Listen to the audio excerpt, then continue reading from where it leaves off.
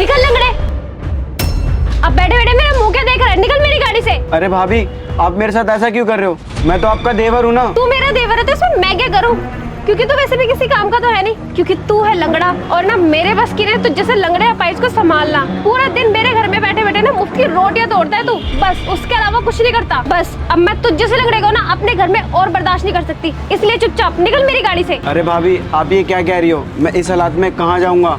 और मुझे तो कोई अभी काम भी नहीं देगा क्योंकि मैं अपाइज हूँ ना। और वैसे ही भाभी, भैया ही मुझे गाँव से लेके आए हैं और वही मेरी देखभाल करते हैं। तो आप मेरे साथ ऐसा क्यों सलूक कर रही हो? देख ऐसा है ना, अब मैं तुझे ना ही अपने घर में बर्दाश्त कर सकती हूँ और ना ही मैं तेरा इलाज करवा सकती हूँ, इसलिए निकल मेरी गाड़ी से। चल उतर, उतर, निकल, मैंने कहा ना उतर। प्लीज भाभी, मेरे साथ ऐसा मत करो। मैं आपके आगे हाथ जोड़ रहा हूँ भाभी। ये पकड़ अपना बैग और निकल यहाँ से। और आगे से मुझे दिखाई देगी ना यही गाड़ी ना तेरे ऊपर चढ़ा के ना तुझे जान से मार दूंगी, समझा? चल निकल यहाँ से। भाभी, मेरे इस हालात का कुछ तो ख्याल करो। मैं इस हालात में कहाँ जाऊँगा, कहाँ धक्के खाऊंगा? वो सब ना मुझे नहीं पता कि तू कहाँ जाएगा और कहाँ नहीं। मेरी नजरों के सामने से ना बस तू दूर हो जा, निकल जा ऐसे बस। पर भाभी, तुझे बोल दिया ना कि मेरी नजरों के सामने से दूर हो जा, तो मतलब हो जा। एक बार में तुझे समझ में नहीं आता।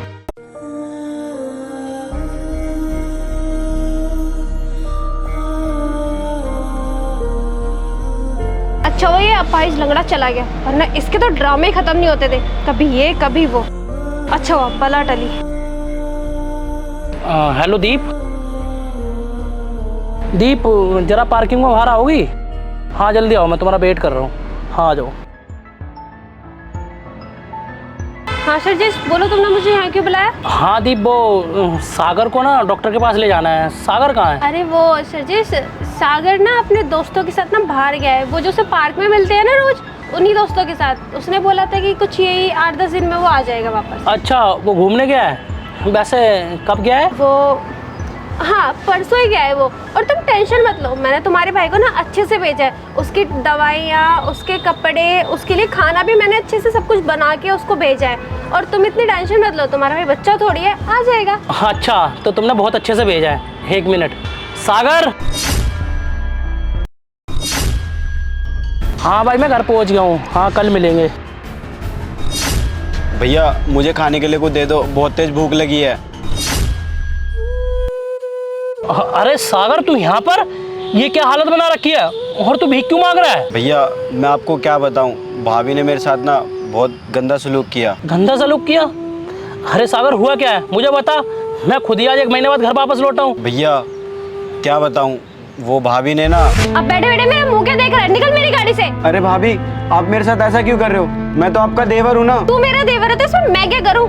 क्योंकि तू वैसे भी किसी काम का तो है नहीं, क्योंकि तू है लंगड़ा। और ना मेरे बस की नहीं, तू जैसे लंगड़े अपाइज को संभालना। पूरा दिन मेरे घर में बैठे बैठे ना मुफ्त की रोटियां तोड़ता है तू, बस उसके अलावा कुछ नहीं करता। बस अब मैं तुझ जैसे लंगड़े को ना अपने घर में और बर्दाश्त नहीं कर सकती, इसलिए चुपचाप निकल मेरी गाड़ी से। अरे भाभी, आप ये क्या कह रही हो? मैं इस हालात में कहाँ जाऊँगा? और मुझे तो कोई अभी काम भी नहीं देगा क्योंकि मैं अपाइज हूँ ना। और वैसे ही भाभी, भैया ही मुझे गाँव से लेके आए हैं और वही मेरी देखभाल करते हैं। तो आप मेरे साथ ऐसा क्यों सलूक कर रही हो? देख ऐसा है ना, अब मैं तुझे ना ही अपने घर में बर्दाश्त कर सकती हूँ और ना ही मैं तेरा इलाज करवा सकती हूँ, इसलिए निकल मेरी गाड़ी से। चल उतर, उतर, निकल, मैंने कहा ना उतर। प्लीज भाभी, मेरे साथ ऐसा मत करो। मैं आपके आगे हाथ जोड़ रहा हूँ भाभी। अच्छा, उसने तेरे साथ ऐसा करा?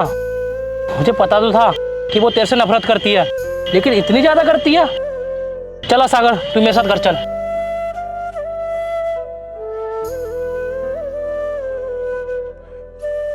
देखो दीप, तुमने मेरे भाई को कितने अच्छे तरीके से भेजा है। इसकी हालत तो देखो एक बार।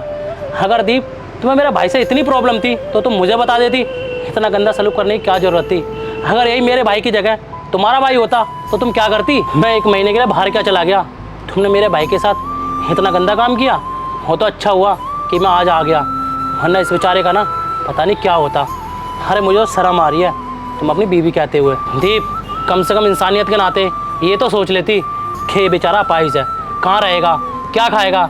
अरे इस बेचारे को तो एक काम भी नहीं देगा और तुमने इसे धक्के मार के घर से बाहर निकाल दिया। दीप जरा सोचो, मेरे भाई की जगह अगर तुम्हारा भाई होता और मैं उसके साथ ऐसा करता, अपने घर से धक्के मार के निकाल देता, तो तुम्हारे दिल पे क्या बीतती?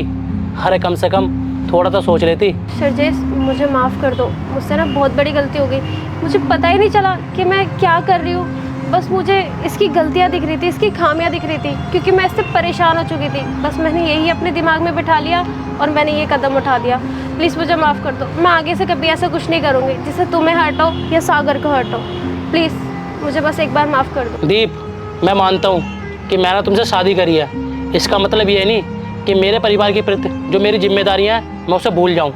ये मेरा भाई है, जैसा भी है ना, मुझे बहुत प्यार है। अगर तुम्हें ना इसके साथ रहने में दिक्कत है तो तुम ना मेरा घर छोड़ कर जा सकती हो। मुझे भी ना तुम्हारे साथ नहीं रहना, जो एक परिवार को परिवार की तरह ना समझे। चल सागर। सरजिस, पर प्लीज़ एक बार मेरी बात तो सुनो। सरजिस प्लीज़।